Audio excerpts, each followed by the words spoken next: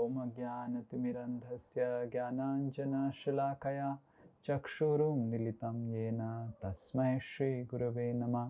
नमो विष्णुपादाय कृष्णप्रेष्ठाय भूतले श्रीमते भक्तिवेदान्तस्वामिनिति नामिने। नमस्ते सारस्वते देवे गौरवाणी प्रचारिणे निर्विशेषा शून्यवादी पाश्चात्यदेशतारिणे। नमो महावदन्याय कृष्ण प्रेम प्रदायते कृष्णाय कृष्ण चैतन्य नामिने गौरतिशे नमः। हे कृष्णा करुणा सिंधु दीनबंधु जगतपते गोपेश गोपिका कांता राधा कांता नमस्तुते। तप्त कांचन गौरांगी राधे वृंदावनेश्वरी वृषभानुसुते देवी प्रणमामि हरिप्रिये। वाञ्छाकल्पतरुभ्यश्च कृपा सिन्धुभ्य एव च पतितानां पावनेभ्यो वैष्णवेभ्यो नमो नमः।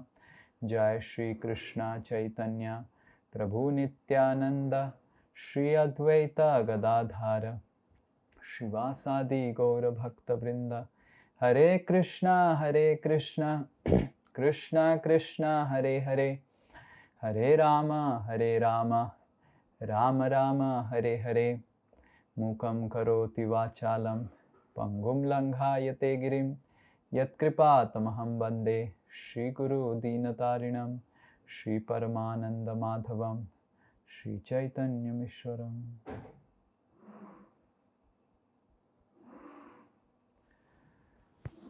हरे कृष्णा। आप सबको मेरा हार्दिक स्वागत है आज की जन्माष्टमी कथा में। आप सब सुन पा रहे हैं या फिर सुन नहीं पा रहे हैं, क्योंकि आप सब को हम नहीं देख पा रहे हैं तो हमको समझ में नहीं आ रहा है कि आप सब सुन पा रहे हैं नहीं सुन पा रहे हैं। आप सबको सुनाई दे रहा है? से हरि बोल, हरि बोल, हरे कृष्णा। आप सबको सुनाई दे रहा है? Yes, no one is telling anything. You are not able to. Hare Krishna. Okay. Hare Krishna.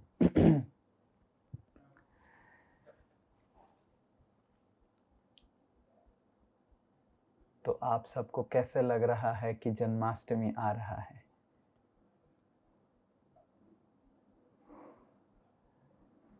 How many of you are really feeling happy that Janmashtami is coming? Okay, okay, okay, very good, very good. Some devotees are, yes.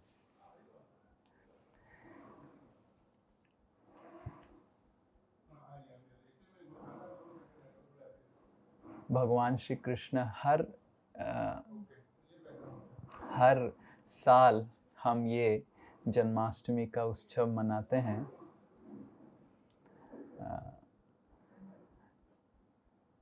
ये समझने के लिए कि जीवन का लक्ष्य है उत्सव मनाना। हम इस भौतिक जगत में देखते हैं कि सोमवार से शुक्रवार, आजकल तो सोमवार से शुक्रवार कोई भी नौकरी नहीं रहा। हर नौकरी में आजकल 24/7 होता है। तो सोमवार से शुक्रवार लोग बहुत ज़बरदस्त नौकरी करते हैं। फिर शुक्रवार रात को या फिर शनिवार रात को बहुत बड़ा पार्टी मनाते हैं, बहुत बड़ा उत्सव होता है। और उसके बाद थोड़ा रेस्ट लेते हैं शनिवार को, और फिर रविवार को और थोड़ा रेस्ट लेके फिर से सोमवार को कार्य में लग जाते हैं। ये हर हफ्ते की कार्यशैली इस भौतिक जगत में लोग करते हैं। और बीच बीच में कहाँ पे पार्टी मनाने, आउटिंग मनाने जाते हैं। पर जीवन का लक्ष्य है हर दिन उत्सव मनाना। आप सबको क्या लग रहा है कि हर दिन उत्सव मनाना चाहिए या कुछ कार्य भी करना चाहिए। जैसे हम जब छोटे थे तो हम जब कुछ भी करते नहीं थे तो मेरे माताजी मेरे को डांट के बोलती थी कि तुम कुछ भी नहीं कर रहा है पढ़ाई, तो क्या तुम गाय चराएगा। तो आगे जाके हमको समझ में आया कि भगवान श्री कृष्ण गाय चराते हैं, और गाय चराने का मतलब है आप कुछ भी नहीं कर रहे हैं। हमको लगता है कि भगवान क्या करते हैं, वृंदावन धाम में भगवान गाय चराते हैं, और कोई किसी को लगेगा देखो कितना बड़ा कार्य भगवान कर रहे हैं, गाय चरा रहे हैं। पर गाय क्या चराना है, गाय तो खुद ही खा लेगी। गाय को ना थोड़ी ना घास काट के देना पड़ता है। भगवान गाय चराने के बहाने बस खेलने जाते थे और खेलते रहते थे, और गाय अपने आप चरते थे, और भगवान बांसुरी बजाते थे, और सब गाय लोग फिर से उपस्थित हो जाते थे वापस जाने के लिए। बांसुरी बजाते थे तो गाय लोग उपस्थित हो जाते थे जाने के लिए। तो इस तरह गाय चराने के माध्यम से भगवान वृंदावन की जितनी सारी शोभा है उसको उपभोग करने जाते थे, और जितने सारे सखाओं से खेलने जाते थे। तो इस भौतिक जगत में हमको कुछ भी आनंद प्राप्त करना है, कठिन से कठिन परिश्रम प्राप्त करना पड़ता है, फिर उसके बाद थोड़ा आनंद प्राप्त होता है, और वो भी कितना दिन रहता है पता नहीं। और भगवान हम सबको जन्माष्टमी, हर जन्माष्टमी में हमको निवेदन करते हैं कि आओ मेरे साथ आनंद और मजा उठाओ मेरे जगत में। तो सुखदेव गोस्वामी श्रीमद् भागवत की 10वें स्कंद में जो बता रहे हैं एक लीला के बारे में, किस तरह वृंदावन में बारिश का मौसम आता है, और सुखदेव गोस्वामी इस लीला को, वृंदावन की बारिश की लीला को बहुत सुंदर तरीके से अत्यंत अलग अलग तुलनात्मक विचारधाराओं से शिक्षा दे रहे हैं। भागवत की 10वें स्कंद की 20वें अध्याय में यह अध्याय आता है, वृंदावन में बारिश का मौसम, और उस बारिश के मौसम से हम क्या शिक्षा प्राप्त कर सकते हैं। तो सुखदेव गोस्वामी प्रारंभ करते हैं, बारिश आने से पहले पहला क्या चीज आता है, कौन बता पाएगा? बारिश से पहले क्या आता है? मोर। ओके, ज्योति माता जी बोल रहे हैं मोर। तूफान। तूफान। तूफान। तूफान। ओके, तूफान। तूफान। वायु। ओके, और कौन? देव रूपा बोल रही है बादल। वेरी गुड, वन हरि बोल फॉर देव रूपा। बादल। सो बारिश से पहले बादल आता है। सुखदेव गोस्वामी तुलनात्मक तरीके से पहले बताते हैं, उसी तरह बारिश जो होता है वो भगवान की कृपा के समान है, और जो बादल होता है साधुओं की तरह है, गुरु वर्गों की समान है। पहले हमारे जीवन में बादल आते हैं, इसलिए विश्वनाथ चक्रवर्ती ठाकुर क्या बताए हैं, सुंदर एक गाने में बताए हैं, संसार दावा नलली ढलोका त्राणाय कारुण्य घना घना त्वं प्राप्तस्य कल्याण गुणार्णवस्य वंदे गुरो श्री चरणारविंदम। प्राप्तस्य कल्याण गुणोर्नवस्य वंदे गुरो श्री चरणारविंदम। प्राप्तस्य कल्याण, तो कल्याण प्राप्त करते हैं। तो विश्वनाथ चक्रवर्ती ठाकुर ये चीज वर्णन कर रहे हैं कि किस तरह बादल सब इकट्ठा हो जाते हैं, और बादल जब इकट्ठा हो जाते हैं तो बादल ही बारिश लेके आते हैं। इसलिए बादल को और एक नाम क्या बोला जाता है? नीरद। नीरद मतलब जो नीर को देता है, नीर मतलब पानी। तो उसी तरह भगवान के भक्तों को क्या बोलते हैं? नारद। जिससे नीरद मतलब जो नीर को देता है, नारद मतलब जो नारायण को देता है। भगवान के भक्त या फिर भगवान के भक्त शिरोमणि, उनका नाम है नारद, मतलब जो नारायण को हमारे जीवन में लेके आते हैं। तो सुखदेव गोस्वामी सुंदर तरीके से वर्णन करते हैं कि किस तरह नारायण हमारे जीवन में आने से पहले जो वारिस का प्रतीत है, पहले हमारे जीवन में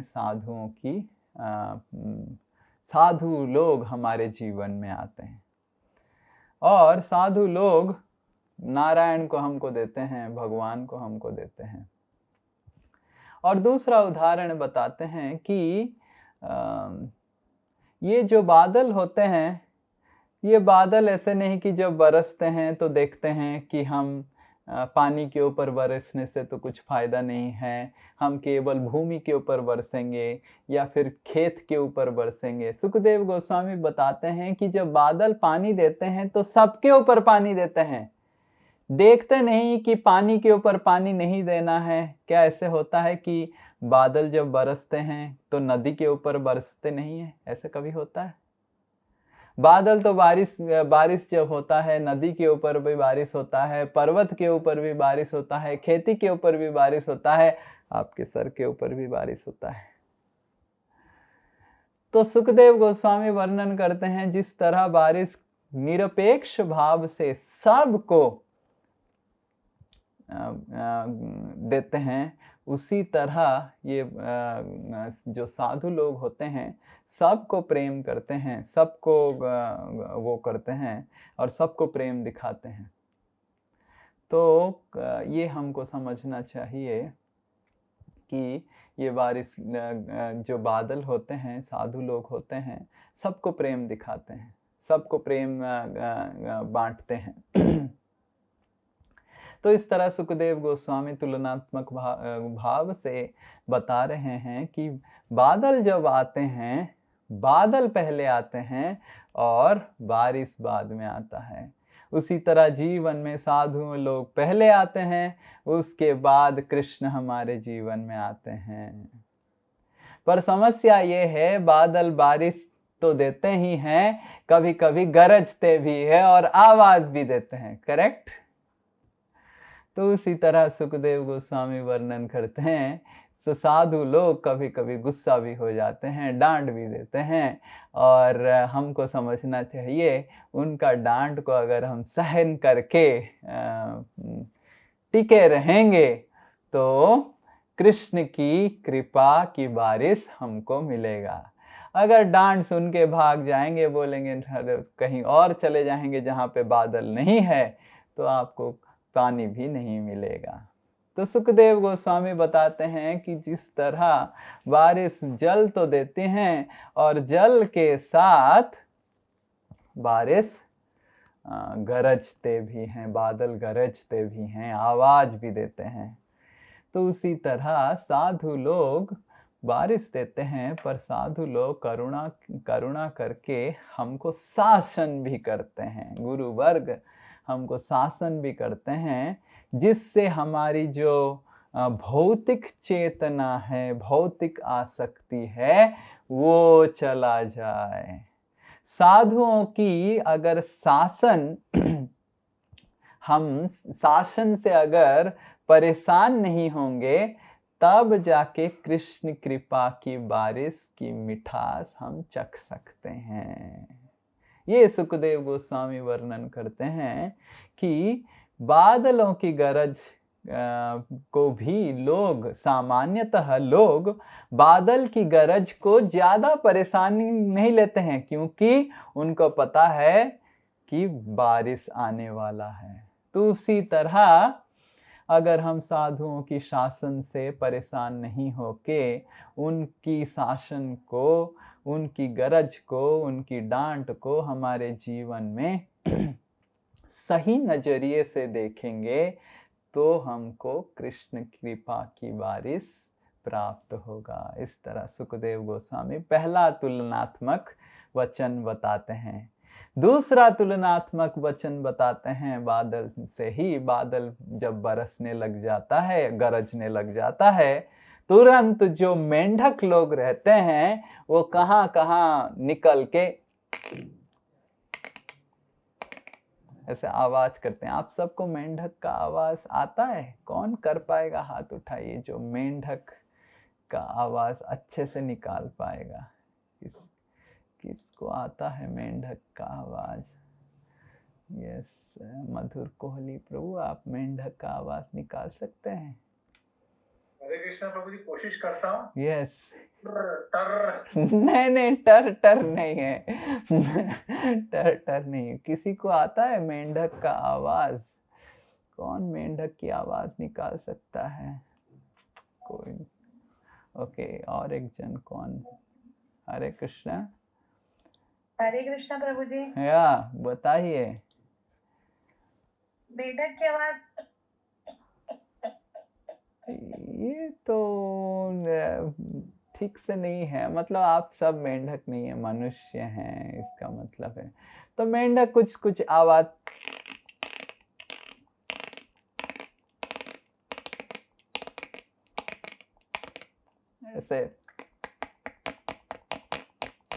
ऐसे आवाज मेंढक करता है। सुखदेव गोस्वामी बताते हैं कि जिस तरह जब बारिश होता है तो अलग अलग मेंढक इधर उधर से मेंढक आवाज करने लग जाते हैं। कहाँ सोए हुए रहते हैं? एक्चुअली मेंढक लोग जब धूप का मौसम आता है कहाँ अंदर छुप जाते हैं, क्योंकि धूप हो रहा है। और जब बारिश होता है तुरंत अलग अलग जगह से निकल के मेंढक लोग आवाज करने लग जाते हैं। तो उसी तरह जब कोई आचार्य आते हैं, उनकी घंटी बजती है आश्रम में और आचार्य लोग चित्कार करने लग जाते हैं, उठ जाओ। तो गुरुकुल में, आश्रम में जो छात्र लोग बैठे रहते हैं वो तुरंत उठ जाते हैं। सोए हुए छात्र लोग उठ के सब कोई हरे कृष्ण करने लग जाता है। तो उसी तरह हमारे जीवन में भी देखते हैं, हम सब कुछ माया के अंधकार में फंसे हुए थे, सोए हुए थे। जैसे ही श्रील प्रभुपाद की वाणी हमने सुना, हम सब जागृत हो गए, हम सब जग गए और सब हरे कृष्ण करने लग गए। और कभी कभी हरे कृष्ण के समय भी हम सो जाते हैं, ये कर लेते हैं, और फिर कोई अगर भक्त लोग आके हमको उठा देता है, प्रभु जी, माता जी, आप सो रहे हैं, उठ जाइए, आप माया में हैं, तुरंत हम जग जाते हैं। तो सुखदेव गोस्वामी इस तरह वर्णन करते हैं कि बादल के आगमन से, जिस तरह बादल के आगमन से सोए हुए मेंढक आवाज करने लग जाते हैं,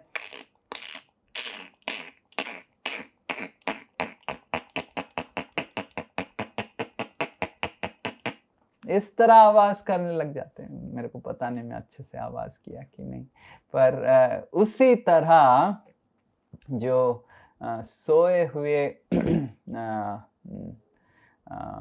छात्रगण हैं, सोए हुए जीवात्मा हैं, जो माया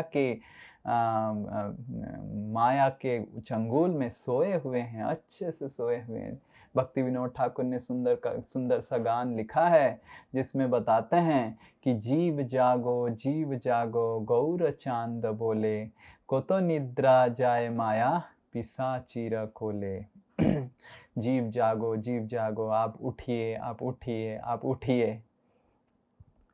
तो उसी तरह जब आचार्यगण हमारे जीवन में आते हैं, बादल जो आचार्यगण साधुओं के समान हैं, वो जब आते हैं तो हम जो सो रहे हैं माया के गोदी में, हम सब उठ के हरे कृष्ण महामंत्र करने लग जाते हैं। तो इस तरह सुखदेव गोस्वामी बादल को तुलना करते हैं। उसके बाद सुखदेव गोस्वामी बताते हैं कि कोई अगर रास्ता है, बारिश के समय कोई अगर मिट्टी का रास्ता है, उस रास्ते पे अगर आप चलेंगे नहीं, और क्योंकि बारिश हो रहा है, उस रास्ते पे बहुत सारे पेड़ उगने लग जाते हैं और वो पूरा रास्ता दिखाई नहीं देता है। करेक्ट? आप सबको ये एक्सपीरियंस है?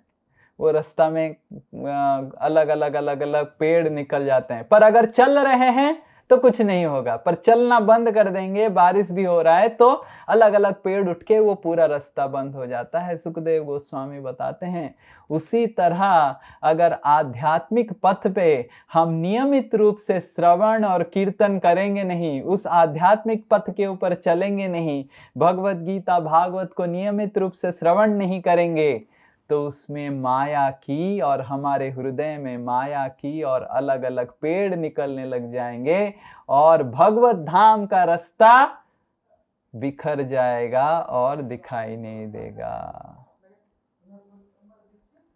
तो ये उदाहरण बता रहे हैं कि हमको अगर भगवत धाम की रास्ता को ध्यान पूर्वक देखना है तो नियमित रूप से उस रास्ता के ऊपर चलना चाहिए, उस रास्ता के ऊपर चलना चाहिए, तब जाके उस भगवत धाम के रास्ता का दृष्टि होगा। अगर हम नियमित रूप से श्रवण कीर्तन नहीं करेंगे तो सुखदेव गोस्वामी बताते हैं तो ये भौतिक जगत में बारिश कॉन्स्टेंटली हो रहा है, मतलब माया कॉन्स्टेंटली, माया देवी मोह की बारिश कर रही है। उस बारिश से बहुत सारे पेड़ उगने लग जाएंगे हमारे हृदय में, काम क्रोध लोभ मद माश्चर्य के पेड़ उगने लग जाएंगे और हमको भगवत धाम की रास्ता सही तरीके से दिखाई नहीं देगा। तो इस तरह सुखदेव गोस्वामी तुलनात्मक तरीके से समझाते हैं कि नियमित रूप से हमको भागवत श्रवण करना चाहिए, भागवत का अध्ययन करना चाहिए, पढ़ना चाहिए। और उसके बाद सुखदेव गोस्वामी बताते हैं कि जो बारिश होता है तो पूरा रात में, क्योंकि बादल छाए हुए हैं, चंद्रमा दिखाई नहीं देता है, तारे दिखाई नहीं देते हैं और रात पूरा अंधकार हो जाता है। और सुखदेव गोस्वामी बताते हैं उस अंधकार रात में जुगनू बहुत आलोक देता है। और सुखदेव गोस्वामी बताते हैं उसी तरह कलयुग की अंधकार में इधर उधर के भंड साधु बहुत लोगों को आकर्षित करते हैं, क्योंकि जो सही प्रामाणिक साधु लोग सब ढक गए हैं कलयुग की अंधकार में, और जुगनू जैसे भंड साधु लोगों को बहुत आकर्षित करते हैं और लोग उस तरह के लोगों के आकर्षित होके आध्यात्मिक पथ की गलत रास्ते पे चलने लग जाते हैं। पर कभी कभी बादल जब निकल जाते हैं कलयुग में तो सुखदेव गोस्वामी बताते हैं तो चंद्र फिर से दिखाई देने लग जाता है।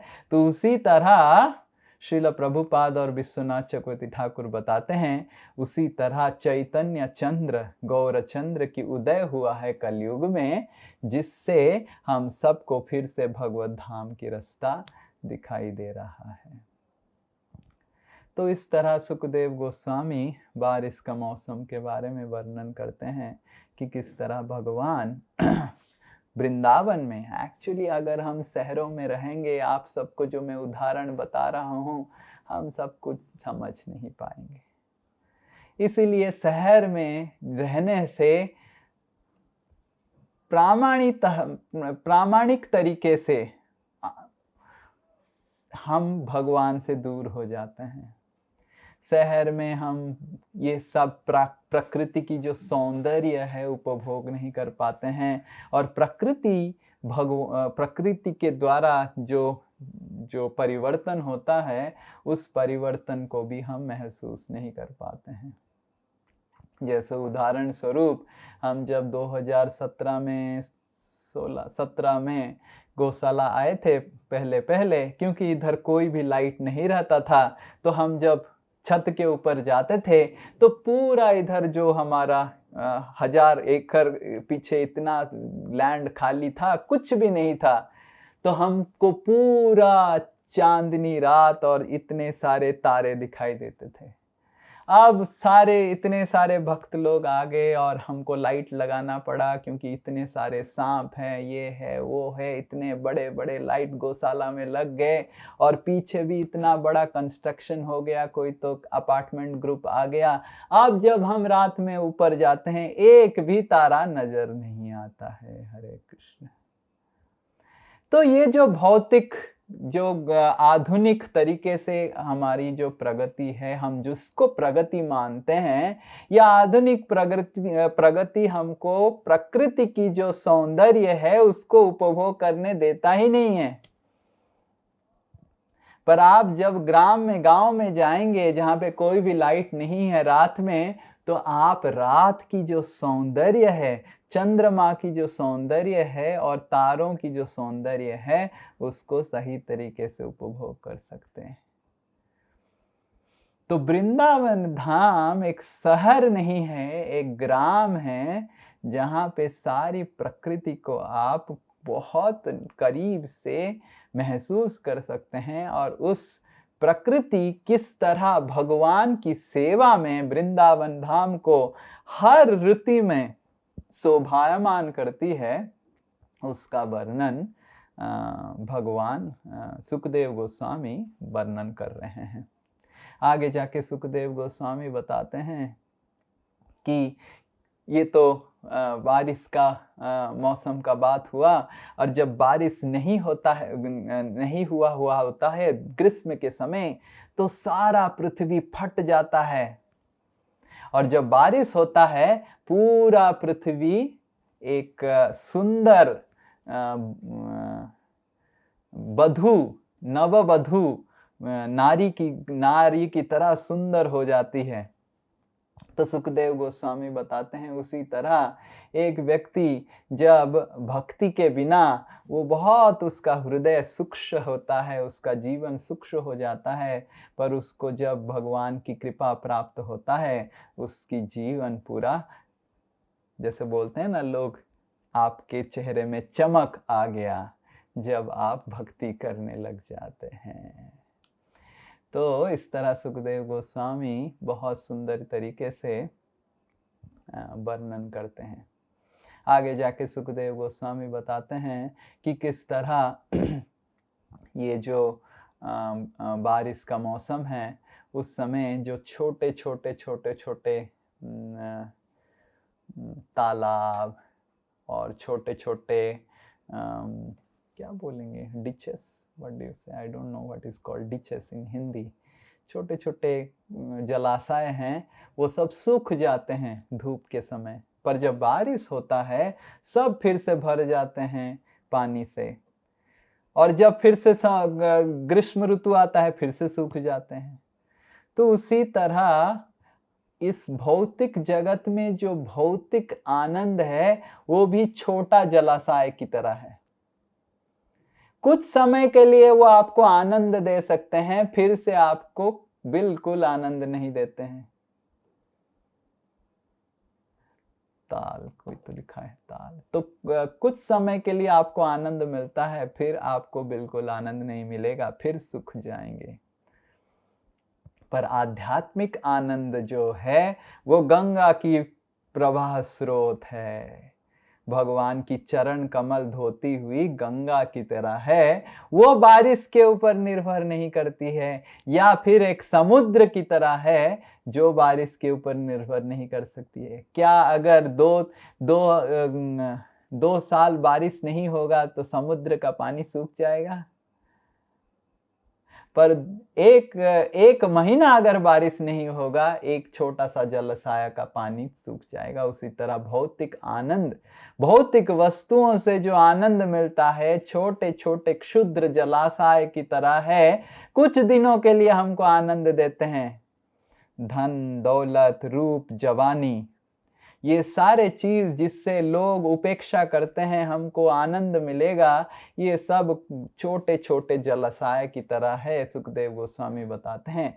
पर जो भगवान कृष्ण के संग में, भगवान कृष्ण और राधा रानी की सेवा में, उनकी संगति में जो आनंद है, वो गंगा की प्रवाह की तरह है, जो कभी हमको कभी सूखेगा नहीं और कभी वो नहीं होगा।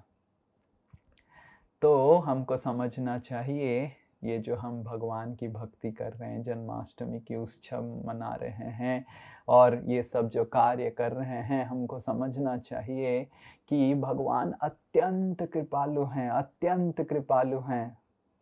अगर हम ध्यान पूर्वक भगवान की सेवा करेंगे, उत्सव करेंगे और भगवान की सेवा में, उत्सव में संयुक्त होंगे, तो हमको समझना चाहिए भगवान भी देख रहे हैं। हम अगर इधर अच्छे से उत्सव करेंगे, भगवान की लीलाओं को श्रवण करेंगे, तो भगवान हमको यही मौका ऊपर उनके धाम में भी प्रदान करेंगे। और इसके लिए इस छोटे छोटे जलाशय जो हैं, ये जो छोटे छोटे जलाशय है, उन जलाशयों से हमको पानी की उपेक्षा नहीं करके भगवान कृष्ण की आराधना, भगवान कृष्ण की सेवा से जो आनंद प्राप्त होता है, उस आनंद की उपेक्षा करनी चाहिए। सुखदेव गोस्वामी इस तरह वर्णन करते हैं कि ये जो छोटी जलाशय है, आपको थोड़ा आनंद देगा, उसके बाद बहुत दुख भी देगा। आज हम ब्रह्मचारी क्लास दे रहे थे इधर के सारे ब्रह्मचारियों के लिए, तो हम बता रहे थे कि जब हम बहुत साल पहले 7वें या 6ठे क्लास में थे, एक बार हम हमारी मौसी की गांव में गए थे। हमारी मौसी हमको बहुत प्रेम करती थी और गांव हमको ज़्यादा पसंद रहता था हर समय। तो हमारी मौसी हमको बुलाती थी, गांव में हम जाते थे तो बहुत बड़े बड़े नारियल के पेड़ होते थे, तो हम नारियल खाते थे और नारियल के पेड़ के नीचे बैठते थे। एक भी नारियल गिरता नहीं था सर के ऊपर। इस दुनिया में कुछ भी हम लगा देते हैं, बड़े बड़े स्काई स्क्रेपर के ऊपर कितना डर रहता है, कुछ भी सर के ऊपर गिर जाता है, कितना लोग गिर के मर गए। पर नारियल का जो पेड़ है, नारियल कभी गिरता नहीं। तो नारियल, ताल, अलग अलग चीजें हम खाते थे। पर हमको सबसे बड़ा समस्या होता रहता था, हमने देखा गांव में एक बीच में बहुत बड़ा तालाब था मंदिर के पास, और जितने सारे पुरुष लोग रहते थे, वो सारे पुरुष लोग जाके उस सेंट्रल तालाब में स्नान करते थे। और सारे पुरुष लोग गमछा पहन लेते थे और टॉवल पहन लेते थे, ऊपर कुछ भी पहनते नहीं थे और चल के जाते थे।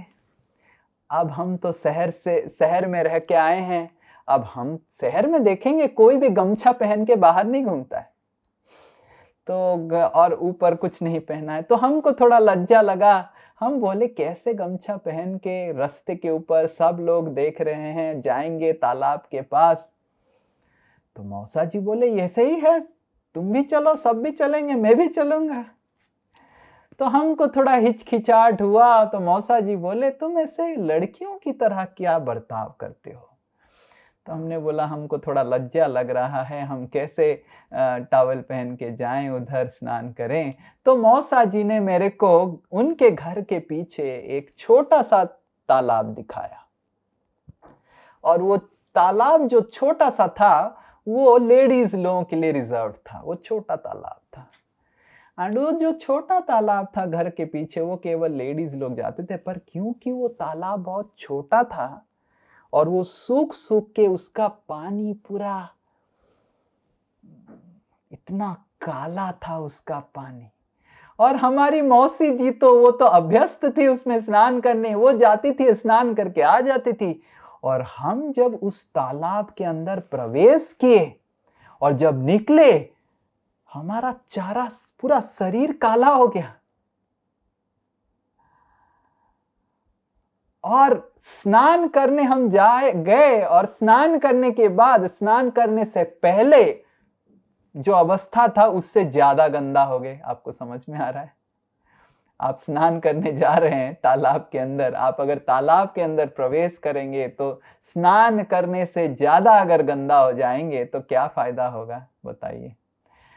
तो उसी तरह भौतिक आनंद जो है, उसी तरह की छोटे छोटे जलाशय हैं, उनके अंदर पानी की मात्रा कम रहती है और कीचड़ की मात्रा ज्यादा रहती है। आप प्रवेश करेंगे पानी की तलाश में, मतलब आनंद, पर इतना कीचड़ आपको लग जाएगा, इतना कीचड़ लग जाएगा, इतना कीचड़ लग जाएगा, फिर बाहर निकल के उस कीचड़ को साफ करना पड़ेगा। आप सबको समझ में आ रहा है सुखदेव गोस्वामी की तुलना, कि इस भौतिक जगत में जो आनंद है वो दिखता आनंद है। जलाशय दिखता था, बट जलाशय के अंदर प्रवेश करने से आपको स्नान करने की जो फ्रेशनेस है वो मिलेगा नहीं, रादर आपको गंदगी ज्यादा मिल जाएगा। उसी तरह सुखदेव गोस्वामी बताते हैं, इस भौतिक आनंद जो है, हम जो भी वस्तु से, कोई भी वस्तु से भौतिक आनंद ढूंढ रहे हैं, कोई भी वस्तु हो, खाना पीना सोना, पुरुष और स्त्री के बीच में भौतिक आनंद, जो भी अवस्था से, आहार निद्रा भय मैथुन, कोई भी भौतिक आनंद, वो उसमें जल की what is quantity in Hindi? परिमाण, मात्रा। Oh no, my Hindi really, I feel so bad about my Hindi. जल की मात्रा कम, परिमाण, जल की परिमाण बहुत कम रहता है, और जो उसके लिए प्राप्त करने के लिए जो परिश्रम है वो कीचड़ की तरह है, वो बहुत ज्यादा है। आप अंदर घुसेंगे पर परिश्रम इतना करेंगे, सोचेंगे जितना परिश्रम मैं कर रहा हूं उतना मेरे को आनंद मिलेगा। उतना आनंद मिलता है आपको? चुन्नू आनंद मिलता है। और परिश्रम, इतना परिश्रम। पर आध्यात्मिक जीवन में मैं आप सबको बताता हूं, इस जन्माष्टमी में आप अगर थोड़ा सा भगवान को अपना हृदय देंगे, भगवान आपके हृदय में बहुत ज्यादा आनंद भर देंगे। तो ये सुखदेव गोस्वामी बताते हैं कि जो भौतिक आनंद है, भौतिक आनंद की जो तलाश है, वो छोटे छोटे जलाशय की तरह है, जिसमें पानी कम और कीचड़ ज्यादा। इस भौतिक आनंद में आपको आनंद कम, और जो एंजाइटी समझते हैं? एंजाइटी मतलब चिंता। इतना चिंता करके, इतना परिश्रम करके आपको बहुत ही क्षीण आनंद प्राप्त होगा। इसीलिए जो बुद्धिमान व्यक्ति होता है वो इस भौतिक आनंद के लिए पीछे नहीं भागता है। आप सब मेरे पीछे पीछे दोहराइए, रमन्ते योगिनो नन्ते, सत्यानंद चिदात्मनि, रमन्ते योगिनो अनन्ते, सत्य आनंद चिदात्मनि।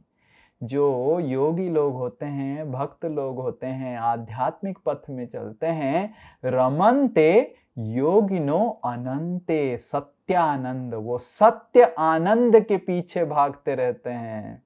वो इस भौतिक जगत की छोटे छोटे जलाशय, जो कीचड़ रूपी जल है, जिसमें स्नान करने से केवल चिंता, केवल दुख मिलने वाला है, उस कीचड़ रूपी जलाशय के पीछे नहीं भाग के भगवान की गंगा रूपी जो प्रवाह है उसके पीछे भागने लग जाते हैं। तो जो बुद्धिमान व्यक्ति होता है, भगवान की गंगा प्रवाह के पीछे भागने लग जाता है। तो सुखदेव गोस्वामी में वर्णन करते हैं, हालांकि जब बारिश का मौसम आता है ये जलाशय में भी पानी भर जाता है और लोग क्या सोचते हैं, देखो कितना आनंद है। उसी तरह जब एक व्यक्ति अपने नौजवान समय में आता है तो उसको लगता है कि I will conquer the entire world, कर लो दुनिया मुट्ठी में। और कुछ समय के लिए, 4 दिन के लिए ये जवानी रहता है और लोग अहंकार से जो यूथ नौजुवक और नौजुवती जो रहते हैं, तरुण और तरुणी अवस्था में, उनको लगता है कि मैं अपने दुनिया को मुट्ठी में कर लूंगा, इतना आनंद में ये भी कर सकता हूँ, वो भी कर सकता हूँ। और इसकी तलाश में इस भौतिक जगत की कीचड़ रूपी जल जो थोड़ा जवानी की बारिश के वजह से थोड़ा अच्छा हो गया है। आप सबको उदाहरण समझ में आ रहा है? ये जवानी की बारिश ये छोटे छोटे जलाशय को भी थोड़ा अच्छा कर देती है और उस थोड़े जवानी के आनंद में लोग आध्यात्मिक पथ को संपूर्ण रूप से भूल जाते हैं। और हमने भी देखा है बचपन में जब हमारे दोस्त लोग रहते थे, इतना आनंद के पीछे भागते थे, उनको लगता था कि यही जीवन का आनंद है, यही जीवन का आनंद है। अभी कहाँ हैं वो सारे दोस्त लोग। एक अभी हाल ही में एक जन हमको फ़ोन किया था, हमने तो उनको पहचान ही नहीं पाया क्योंकि हमने सब नाम भूल गए, हमारे जो भी क्लासमेट थे। तो एक जन फ़ोन किए हमको जो हमारे क्लासमेट थे, तो कितना उनके जीवन में दुख है, कितना उनके जीवन में दुख है, और हमको बोलने लगे बहुत अच्छा डिसीजन तुमने लिया जीवन में। हमने बोला ये डिसीजन अच्छा नहीं है, decision to practise Krishna consciousness बहुत अच्छा है। आपको लग रहा है शादी नहीं करने का डिसीजन अच्छा है, मैं आपको, हमारे ग्रुप में इतने सारे गृहस्थ भक्त हैं जो आनंद से भक्ति कर रहे हैं, हस्बैंड एंड वाइफ, उनसे मिलवा दूंगा। आप मूर्ख हैं जो बोल रहे हैं कि शादी नहीं करने का डिसीजन अच्छा था। आपको बोलना चाहिए भक्त बनने का जो डिसीजन है वो आपने बहुत अच्छा किया। आज हम ब्रह्मचारी क्लास में बता रहे थे ब्रह्मचारियों को कि ब्रह्मचारी हो, गृहस्थ हो, जब तक हम ये छोटी छोटी कीचड़ रूपी जलाशय के प्रति आसक्त रहेंगे, हम किसी भी अवस्था में हैं, ब्रह्मचारी हो, गृहस्थ हो, वानप्रस्थ हो, कोई भी आश्रम में हो, हम नौकरी करते हुए हो, पुरुष हो, स्त्री हो, जब तक हमारी ये छोटी जलाशय के प्रति आसक्ति रहेगा, जीवन में केवल ही दुख या दुख और ज्यादा ही दुख रहेगा। ना ब्रह्मचारी आश्रम हमको सुख देता है, ना ब्रह्मचारी आश्रम हमको दुख देता है, ना गृहस्थ आश्रम हमको दुख देगा या सुख देगा। जब तक हम इस भौतिक जगत की छोटी छोटी जलाशय की कीचड़ रूपी जल से आनंद की श्रद्धा रखेंगे, when we have hope that we will get water from the small ditches of this material world. I hope I am getting clear. Sukadeva Goswami says we will simply be frustrated in life. Rather let us aim, हमारी लक्ष्य होना चाहिए भगवान के चरण से जो गंगा निर्गत हो रही है, भगवान के साधुओं के मुख से जो भगवान की कथा की गंगा निकल रही है, इसी को हम सुनते जाएं। तो जितना हम श्रवण करेंगे, भगवान की सेवा में नियुक्त होंगे, इस भौतिक जगत की जो 3 ताप है उसके ऊपर रहेंगे। और जितना इस भौतिक जगत से हम आशा रखेंगे कि इस भौतिक जगत से मेरे को ये आनंद मिलेगा, वो आनंद मिलेगा, उतना ही आपको दुख मिलेगा। आनंद कम, कीचड़ ज्यादा मिलेगा। तो इस तरह सुखदेव गोस्वामी ये वर्णन करते हैं। अंत में सुखदेव गोस्वामी इस पूरा जो बारिश का मौसम है, अंत में एक तुलनात्मक उदाहरण बताते हैं, जिसमें बताते हैं जिस तरह बादल जब छाए जाते हैं तो संपूर्ण सूर्य को ऐसे प्रतीत होता है वो ढक देते हैं। करेक्ट? सूर्य ने ही बादल को बनाया, पर बादल सूर्य को ढक दिया। तो उसी तरह जीवात्मा इच्छा करके इस भौतिक जगत में आता है, पर इस भौतिक जगत ही जीवात्मा को ढक देता है। आपको समझ में आया? जीवात्मा इच्छा करके इस भौतिक जगत में आता है, तो जीवात्मा इस भौतिक जगत का कारण कौन है? भगवान, माया देवी, दुर्गा देवी कौन है? जीवात्मा ओनली।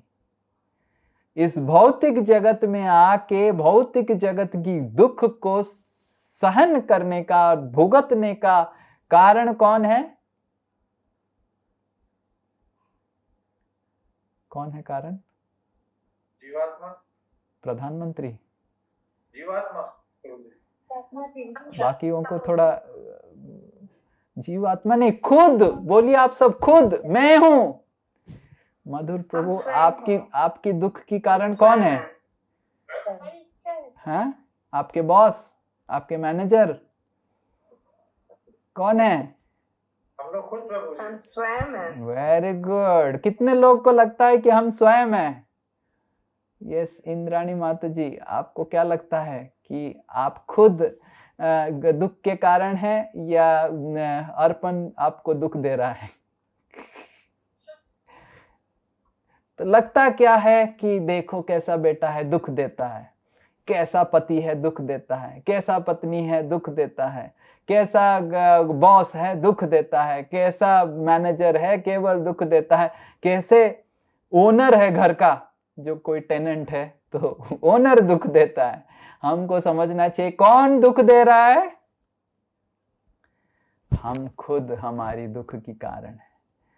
जिस तरह सूर्य बादल को क्रिएट करते हैं और वही बादल सूर्य को ढक देता है, उसी तरह हमारी इच्छाएं इस भौतिक जगत की बादल को क्रिएट करती है और बाद में हमारी इच्छाओं को, हमको पूरी ढक देता है और फिर हम अपने आप को ही भूल जाते हैं और हम अपने आप को सोचने लग जाते हैं मैं इस शरीर हूँ, मैं पुरुष हूँ, मैं स्त्री हूँ, इसका बेटी हूँ, इसका बेटा हूँ, ये हूँ, वो हूँ, इसकी भाई हूँ, इसके बहन हूँ, ये हूँ, वो हूँ।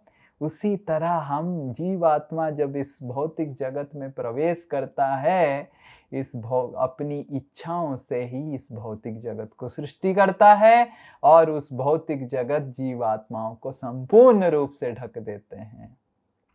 सुखदेव गोस्वामी अंत में बताते हैं उसी तरह सूर्य बादलों को क्रिएट करता है, पर वही बादल सूर्य को ढक देता है। तो उसी तरह ये तीन गुण से बना हुआ भौतिक जगत से जो कोई आसक्त रखता है, उसके जीवन में केवल दुख आता है और उसके जीवन से भगवान ढक जाते हैं। कृष्ण सूर्य समा माया है अंधकार, जहाँ कृष्ण नहा नहीं माया अधिकार। तो हमको समझना चाहिए इस जन्माष्टमी उत्सव में हमको भगवान के प्रति किस तरह और आसक्ति बढ़े, उसके लिए हमको पढ़ना चाहिए। आज हम सुबह जब क्लास दे रहे थे तो बता रहे थे कि 2006 की बात है जब हम पहली बार कृष्णा बुक पढ़े थे। कितना साल हो गया?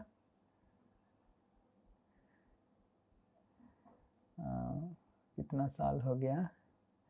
6, 12, 6, 18, 12, 5, हाँ कितना हो गया? 17 ईयर्स। हाँ 17 ईयर्स हो गया, 17 साल हो गया। तो 17 साल पहले हम पहली बार ये कृष्ण बुक जिससे हम आज की कक्षा बोले उसको पढ़े थे। पर हर साल हम देखते हैं जैसे जैसे कृष्ण बुक पढ़ते हैं, लीला वही है, लीला वही पूतना की लीला हम कितनी बार पढ़ चुके होंगे, उसका कोई वो नहीं। वही अघासुर की लीला, ये जो आज हमने कक्षा दिया, ये लीला को कितनी बार हमने पढ़ लिया होगा। ये हमको बहुत अच्छा लगता है, अलग अलग तुलना बताते हैं। अगले क्लास में और भी हम तुलना देखेंगे, शरद ऋतु और बारिश मौसम की तुलना। पर हम देखते हैं कि हर साल भगवान की लीलाएं, वही लीलाएं हमको अधिक और अलग आनंद, अधिक आनंद देते हैं और अलग आनंद प्रदान कर रहे हैं। तो हमको समझना चाहिए कि हम जब भगवान की लीला में प्रवेश करेंगे, तो भगवान पूतना लीला जब करेंगे तो हम प्रश्न नहीं उठना चाहिए, भगवान और कुछ कीजिए, पूतना लीला सुन सुन के प्रभु जी से बहुत परेशान हो गया हूं, कुछ नया कीजिए। तो भगवान बोलेंगे नया चीज आपको भौतिक जगत में मिलेगा, मैं तो पूतना ही करूंगा लीला। तो हम जब भगवत धाम में जाएंगे तो वही पूतना लीला, भगवान की एक ही फिल्म है रील, पूतना, तृणाव्रत और फिर क्या सकटासुर, फिर दामोदर लीला, ये वो भगवान वही रील चलाते हैं। आपको नया मूवी नहीं मिलेगा। वही कृष्ण, वही मोरपंख, वही पीताम्बरी, वही बांसुरी और वही पूतना और वही तृणाव्रता और वही रास लीला। पर गोपी लोग हर दिन रात में रास लीला करते हैं, पर कभी भी एक दिन बोर नहीं होते। हालांकि मैं बृहत भागवतामृत पढ़ रहा था तो उसमें सनातन गोस्वामी उल्लेख करते हैं कि किस तरह, हालांकि लीला तो सेम होता है, जैसे कालिया के ऊपर नृत्य करने की लीला तो प्रमुखतः सेम होता है, पर अलग अलग कल्प में, अलग अलग जगह में भगवान कालिये के ऊपर अलग अलग प्रकार से लीला करते हैं। कभी कभी भगवान कालिये को बुलाते हैं, कालिया को बुलाते हैं और खुद नृत्य करते हैं और गोपियों को भी उठा के नृत्य करते हैं, चलो तुम भी डांस करो। तो उसी तरह थोड़ा ऊपर नीचे होता है, पर प्रमुखतः लीला सेम ही रहता है। भौतिक दृष्टि से हम देखें तो हम बताते हैं कि ये अघासुर का मूवी तो मैं देख देख के थक गया हूं, पर आध्यात्मिक दृष्टि से हर साल अगर वही लीला को हम श्रवण करेंगे, पढ़ेंगे, अपूर्व दिव्य आनंद आपको मिलेगा। ये दिव्य आनंद का मानदंड है। This is the parameter that we are experiencing spiritual happiness, that we are ready to hear the same Leela of Krishna with more eagerness and more enthusiasm. How? What is the test that we are advancing in bhakti? हम भक्ति में प्रगति कर रहे हैं, उसकी परीक्षा क्या है कि हम वही लीला को बार बार सुनेंगे। अभी हाल ही में हमने दक्ष और सती देवी की जो उपाख्यान समाप्त किया, और हम जब जो गुरुदेव से जो हम सीरीज सुन रहे हैं, हम अपने गुरुदेव की 2001 में जितनी सारी लेक्चर दिए हैं उसको अभी श्रवण कर रहे हैं सीरियल वाइज। तो जब श्रवण कर रहे हैं, वही दक्ष की कहानी चल रहा है, तो गुरुदेव भी दक्ष के ऊपर चर्चा कर रहे हैं, हम सुन रहे हैं, और हम जो पढ़े हैं या फिर हम जो आप सबको बोले हैं उससे कई गुना ज्यादा आनंद हमको मिल रहा है वही कहानी को फिर से गुरुदेव के मुख से सुनने का। और अत्यंत अच्छी तरीके से गुरुदेव अलग अलग कक्षा में वही कहानी को सुंदर रूप से बता रहे हैं। तो हमको समझना चाहिए आध्यात्मिक प्रगति का मानदंड है, उसी को करना है। हरे कृष्ण महामंत्र बदल नहीं वाला है, वही रहेगा, महामंत्र वही रहेगा, कृष्ण वही रहेंगे, मोर मुकुट वाले ही रहेंगे, बंसी वही बजाएंगे, पर आपकी नृत्य को हर दिन बदलते रहेंगे वही बंसी से। ये है कृष्ण, वही बंसी बजाएंगे पर आप अलग धुन में नाचेंगे, आपका जीवन अलग धुन में नचाएंगे भगवान। आप अगर तैयार हैं तो कृष्ण की जन्माष्टमी उत्सव में जुड़ जाइए। अगर आप तैयार हैं कृष्ण की अलग अलग धुन में नाचने के लिए। आपको अगर प्रश्न पूछना है तो उस छब में योगदान नहीं कर सकते हैं। क्यों ये धुन क्यों चलाया, वो धुन तो चलाया था, यही धुन चलेगा, आप नृत्य कीजिए। तो ये अगर हम सीखेंगे तो हम भगवान की उस छब में सम्मिलित हो सकते हैं जहाँ पे आनंद ही आनंद है। तो इसीलिए जन्माष्टमी आ रहा है, आप सबको अगर समय मिले थोड़ा भगवान की लीलाओं को श्रवण कीजिए, भगवान की लीलाओं को कृष्ण बुक से थोड़ा अध्ययन कीजिए, कुछ कुछ लीलाओं को। और मैं आप सबको एक टिप्स बताऊंगा, कुछ लीलाओं को अध्ययन कीजिए, पढ़िए कृष्ण बुक से, 15 मिनट या 10 मिनट बैठ के ध्यान कीजिए जो पढ़े हैं आप।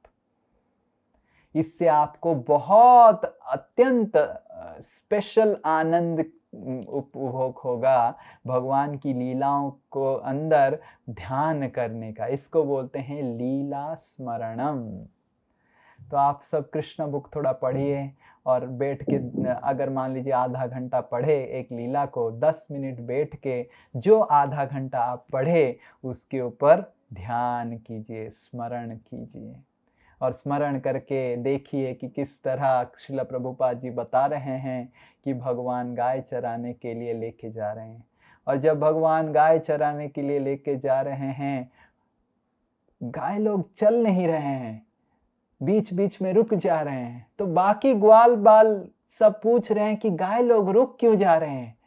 और सब ग्वाल बाल देख रहे हैं कि कृष्ण भी रुक गए हैं, एक गोपी को देख रहे हैं और गोपी कृष्ण को देख रहे हैं और कृष्ण गोपी को देख रहे हैं। इस तरह पूरा झुंड में ट्रैफिक जाम हो गया और सब लोग वेट कर रहे हैं और सारे गोप लोग, कोई भी चाह नहीं रहा है कि कृष्ण की ध्यान को गोपी के ऊपर जो है उसको भंग करना, क्योंकि पता नहीं कृष्ण को क्या लगेगा।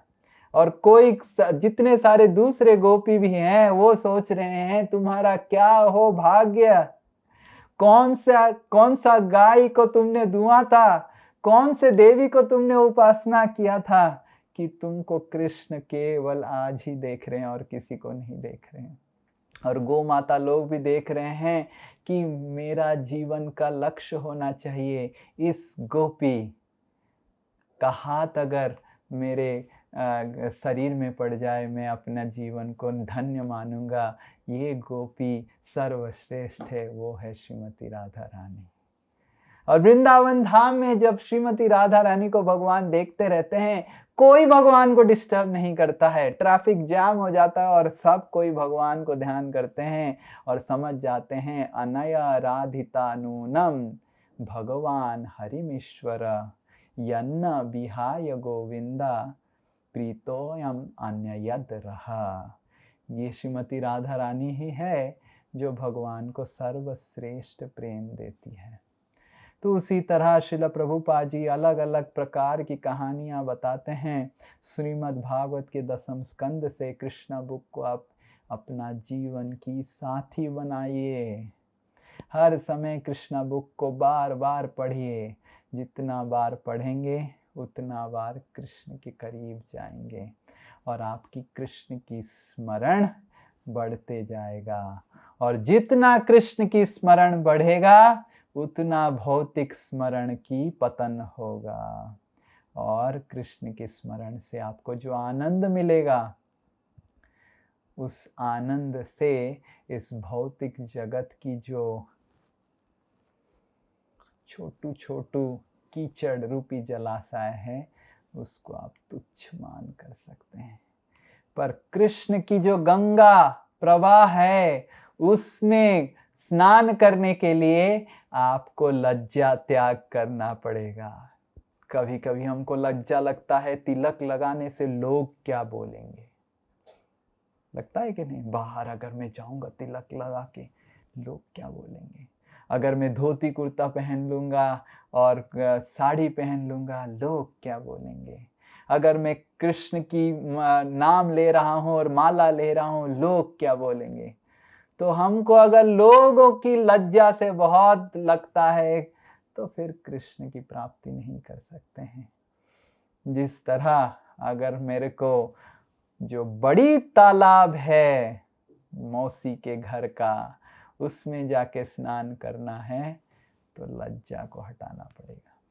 तो उसी तरह आजकल के दुनिया में लोग भक्ति करना, भगवान की भक्ति करना, भगवान का नाम लेना, उसको ज़्यादा मान्यता नहीं लेते हैं। कोई अगर भगवान की भक्ति करता है उसको बोलते हैं क्या तुम पुराने जमाने की तरह लोगों की तरह कार्य कर रहा है। तो लोगों की सोच विचार लेके अगर आप लज्जा करके भगवान की भक्ति नहीं करेंगे सही तरीके से तो भगवान की प्रेम को प्राप्त नहीं कर पाएंगे। तो ये हमारी आशा है कि आप सब इसी जीवन में कृष्ण की प्रेम को प्राप्त करने का प्रयास कीजिए, इसी जीवन में कृष्ण को मिलने का एक तीव्र इच्छा हृदय में जागृत कीजिए। श्रील प्रभुपाद जी ये बताते हैं कि we have given this Krishna book to make you feel the separation from Krishna. हमने आप सबको कृष्ण किताब दिया है और श्रीमद् भागवतम दिया है ताकि आप कृष्ण की विरह को अनुभव और महसूस कर पाएं। और जब उस विरह, जब वो भगवान से अलग होने का जो कष्ट जब आपको लगेगा, तब आपकी प्रगति और सुदृढ़ होने लग जाएगा। करंटली अगर कंपनी में अप्रेजल नहीं हुआ तो हमको कष्ट लगता है। हाँ, how many of you think like this? Appraisal नहीं हुआ, पैसा बढ़ा नहीं तो कष्ट लगता है। करेंटली हमारा ऐसे परिस्थिति है कि अगर कुछ खाना ऐसे बन गया जो हमको पसंद नहीं है, करेला की सब्जी, तो कष्ट लगता है, क्या करेला की सब्जी बन गया। हमको अगर कुछ हम इच्छा कर रहे हैं जीवन में, ये कंपनी में नौकरी हो जाए, उसमें हो जाए, और नहीं मिलता है तो हमको कष्ट लगता है। और भगवान का माला आज अच्छा नहीं हुआ, भगवान की गुण कीर्तन सही से नहीं हुआ, उसके लिए हमको इतना कष्ट नहीं मिलता है। पर श्रील प्रभुपाद जी बता रहे हैं कि हमने ये कृष्ण बुक हमारे भक्तों को दिया है, भागवत की 10वें स्कंद की जो टिप्पणी है उसको लिख के दिया है ताकि आप सब कृष्ण की विरह को महसूस कीजिए अपने जीवन में, so that all of you feel the separation of Krishna in life. And more you feel Krishna in separation, more you will feel united with Krishna. जितना आप कृष्ण की विरह महसूस करेंगे उतना कृष्ण के करीब चले जाएंगे। इसीलिए सारे गोस्वामी लोग क्या बोलते थे वृंदावन में जब विचरण करते थे?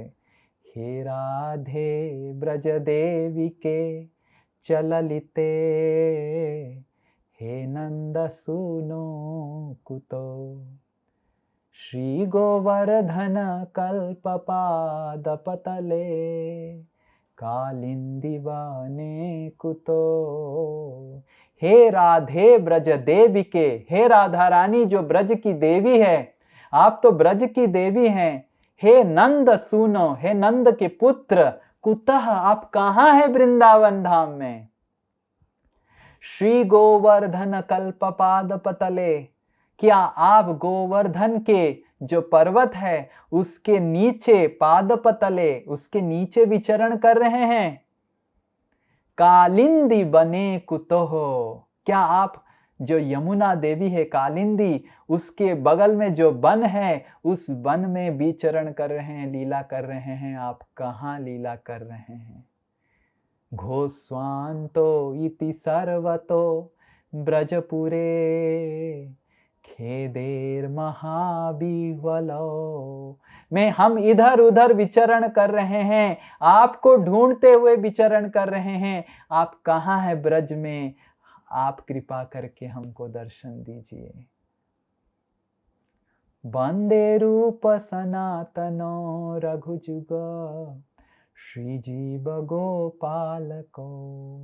हे रूप गोस्वामी, हे सनातन गोस्वामी, हे रघुनाथ दास गोस्वामी, रघुनाथ भट्ट गोस्वामी, हे जीव हे गोपाल भट्ट गोस्वामी, आपकी चरण की कमल की आराधना करके मैं कृष्ण की तलाश में निकला हुआ हूँ, राधा रानी की तलाश में निकला हुआ हूँ।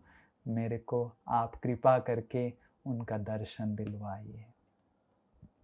इच्छाए गोसाई जबे ब्रजे कोइल बास, राधा कृष्ण नित्य लीला करिल प्रकाश।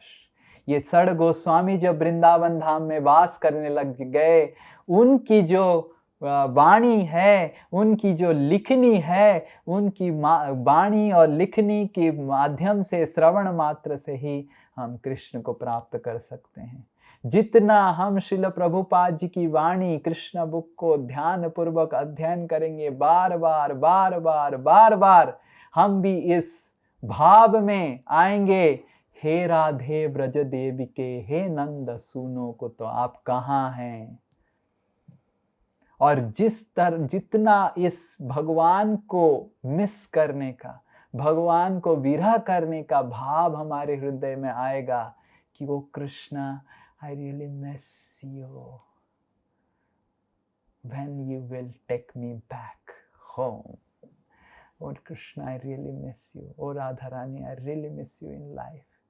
जितना हम भगवान को, ये विरह को महसूस करेंगे, उतना हमको भगवान मिलेंगे।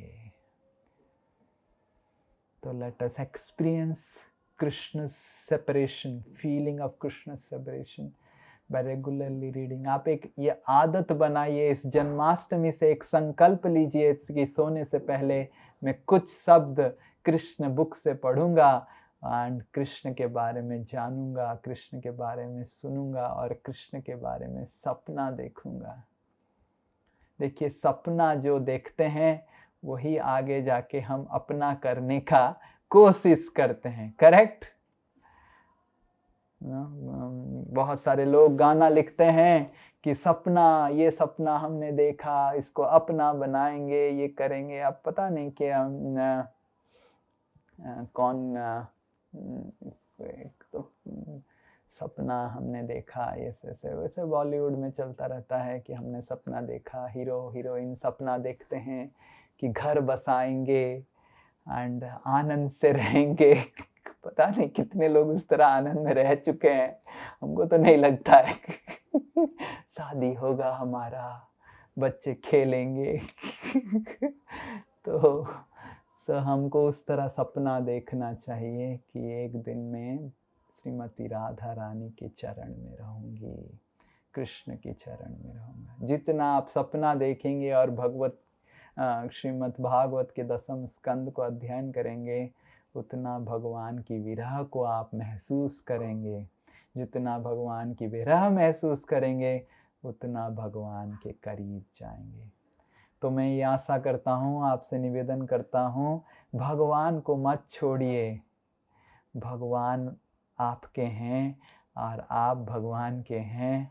हम तो बीच में आए हैं आपको ये बस बताने के लिए कि आप भगवान जो आपके वैलेंटाइन हैं, उनको मत छोड़िए। इस दुनिया की कोई भी वस्तु, कोई भी व्यक्ति को वैलेंटाइन मत बनाइए। भगवान कृष्ण की शरणागति कीजिए, भगवान कृष्ण को प्रेम कीजिए। भगवान कृष्ण को प्रेम करने के लिए हर व्यक्ति को प्रेरणा दीजिए, और कोई करे ना करे, आप तो कीजिए। मत बताइए कि मेरे हस्बैंड नहीं कर रहे हैं इसीलिए मैं नहीं कर रहा हूँ प्रेम, मेरे वाइफ मत नहीं कर रहे हैं इसीलिए नहीं कर रहा हूँ। आप कृष्ण की प्रेमी बनिए। जन्माष्टमी से जन्माष्टमी कितने जन्माष्टमी निकल जाएंगे, और हर समय आप सोचते रहेंगे अगले जन्माष्टमी में मैं भगवान को प्रेम करूँगा, भगवान के लिए अपना जीवन दूंगा। इस तरह कितने सारे इस जीवन में, दूसरे जीवन में कितने जन्माष्टमी चले गए। अब तो उठ जाओ जीव, हे जीव, इतने सारे जीव, अब तो उठो, अब तो उठ जाओ, अब तो भगवान का भक्ति करो, अब तो उठो। हरे कृष्णा। जीव जागो गौर चांद बोले, को तो निद्रा जाए माया पिसाची कोले। आप सब कृपा करके उठ जाइए, आप सब मत सोए रहिए, भगवान की भक्ति कीजिए, भगवान को प्रेम कीजिए, भगवान के चरण में आपकी जीवन न्यौछावर कीजिए। इसी जीवन को आपकी जीवन की अंत मान के भगवत धाम में प्रवेश कीजिए। No more material life, no more material miseries. Make this life your last life in material world, this life the last life. तो ये आपकी विचारधाराएं होनी चाहिए इस जन्माष्टमी में। ओ Krishna, please take me back home. How many of you want to go back home? Yes, I really want to go back home. So we are in this jail of material world. We want all to go back home, get rid of all this horrible material world. So please, it's my request, please practice bhakti very nicely. Go back. Don't stay in this world. Don't stay in this world. Don't stay in this world. Yes. I am always telling the same thing. I don't have any other thing. Don't expect any other thing from me. Till the time I am alive, I will tell the same thing. You may get bored. You don't get bored. But I want that. I don't want to go alone. I'll feel not good. I want that all of you also come. Let's go to Shri Vrindavan Dham and enjoy the association of Krishna, play with Krishna, dance with Krishna, and romance with Krishna. Okay? Srila Prabhupada ki jai.